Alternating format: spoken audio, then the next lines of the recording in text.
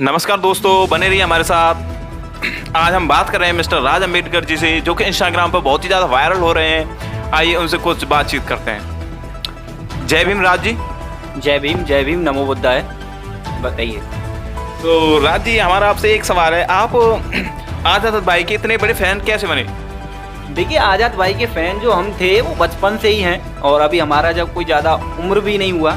आज़ाद भाई के बारे में मैं बताना चाहूँगा, चंद्रशेखर आज़ाद जी के बारे में। वो हमारे भाई हैं, बड़े भाई हैं। वो युवा नेता हैं और एक शक्तिशाली नेता हैं। वो अन्याय के खिलाफ लड़ते हैं। ऐसा नहीं है कि वो एक जाटव कौम के लिए ही उनका धरना प्रदर्शन होता हो, जाटव कौम के लिए ही वो लड़ते हो, ऐसा कुछ भी नहीं है। जहाँ अन्याय होता है वहाँ न्याय जरूर दिलाते हैं। तो मेरे हिसाब से इस देश में आज़ाद भाई जैसा कोई नेता हो, कोई लीडर फिलहाल इस मौजूद है नहीं है। मैं चाहता हूँ आज़ाद भाई अगर इस देश में अगर अच्छी पोजीशन पे, जैसे मुख्यमंत्री हैं, प्रधानमंत्री हैं, अगर ऐसी पोस्ट पर अगर वो आते हैं तो इस देश में बहुत कुछ हो सकता है। तो आपको पूरा भरोसा है राज जी कि आज़ाद भाई 2024 में चुनाव जीतेंगे?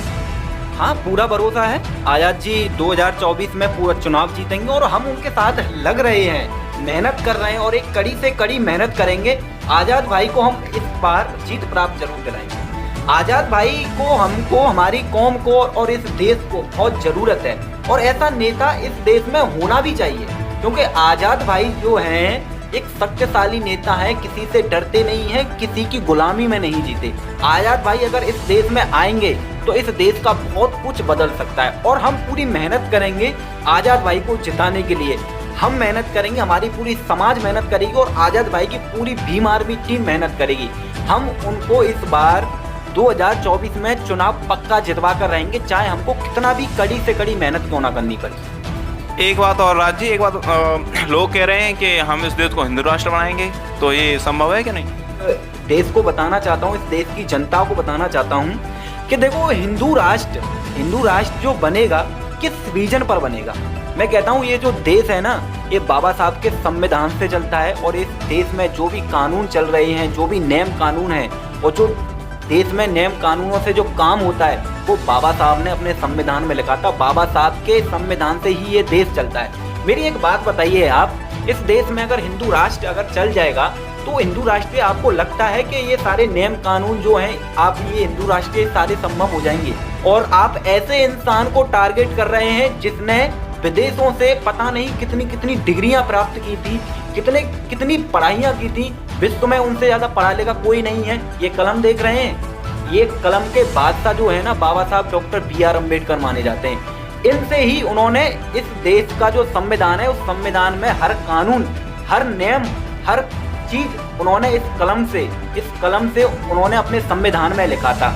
ये संविधान लिखा था बाबा साहब डॉक्टर BR अम्बेडकर ने। कोई बाबा की पर्ची नहीं लिखी थी कि जाओ आशीर्वाद है ठीक हो जाएगा। संविधान लिखा था, और उसी संविधान से ना ये देश चलता है। ठीक है, तो मेरी एक बात बताइए, अगर इस संविधान नहीं होता तो इस देश में कोई नियम कानून चल सकता है? आप बताइए।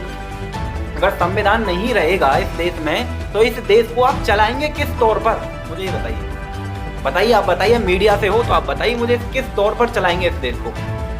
राजी, ये हमारा कहना नहीं है, ये तो भारत की जनता बोल रही है कि हमको हिंदू राष्ट्र चाहिए, हिंदू राष्ट्र बनाएंगे, तो ये तो उनका कहा हुआ है। तो देखिए, भारत की जनता कह रही है, जनता को कहने दीजिए।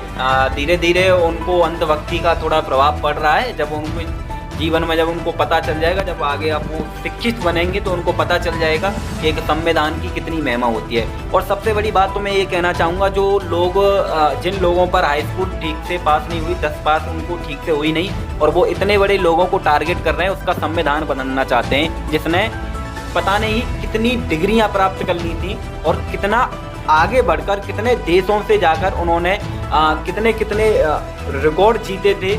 उस देश को, उस व्यक्ति को 10 पढ़े लोग, 8 पढ़े लोग टारगेट कर रहे हैं। देखो, मैं एक बात बताता हूँ, संविधान बदलने की कोशिश तब करना, पहले बाबा साहब को जो बाबा साहब पढ़े हैं ना, उनके बराबर योग्य बन जाओ। ठीक है, अगर आप उनके बराबर योग्य बन जाओगे ना तो हम खुशी खुशी कह देंगे कि दूसरा संविधान बना लीजिए। ठीक है, जब आपकी बस की नहीं है उनके बराबर योग्य बनने की, तो आप 10 पढ़कर हमको ज्ञान प्राप्त न देना है। ठीक है, जो आप 10 पढ़कर हमको ये ज्ञान दे रहे हैं कि संविधान को बदलेंगे, अरे जो जिसने संविधान लिखा है ना, वो संविधान लिखने वाला व्यक्ति ना विश्व का सबसे पढ़ा हुआ व्यक्ति था, और आप 10 पास कर पता नहीं कौन से प्राप्ति को हासिल कर संविधान बदलने की कोशिश कर रहे हैं। ठीक है, तो ये संविधान है, संविधान हमेशा रहेगा देश में। जब तक देश रहेगा, जब तक संविधान रहेगा, संविधान को कोई बदल नहीं सकता है। और अपनी तो मैं कह सकता हूँ, जैसे चंद्रशेखर भाई जी कहते हैं कि आज़ाद हैं, आज़ादी रहेंगे, किसी की गुलामी में नहीं जिएंगे। अगर ऐसा हुआ तो खुद को गोली मार लेंगे, लेकिन किसी की गुलामी में नहीं जिएंगे।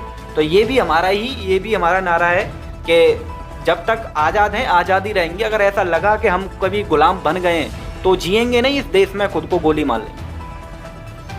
राज जी, आपसे बातचीत करके हमें बहुत अच्छा लगा, और अगले वीडियो में और बनाएंगे आपके साथ और कुछ बातचीत करेंगे। अभी टाइम का अभाव है, तो जय भीम राज जी, चलते हैं हम। जय भीम साथियों, सभी को जय भीम। ठीक है, नमो बुद्धाय।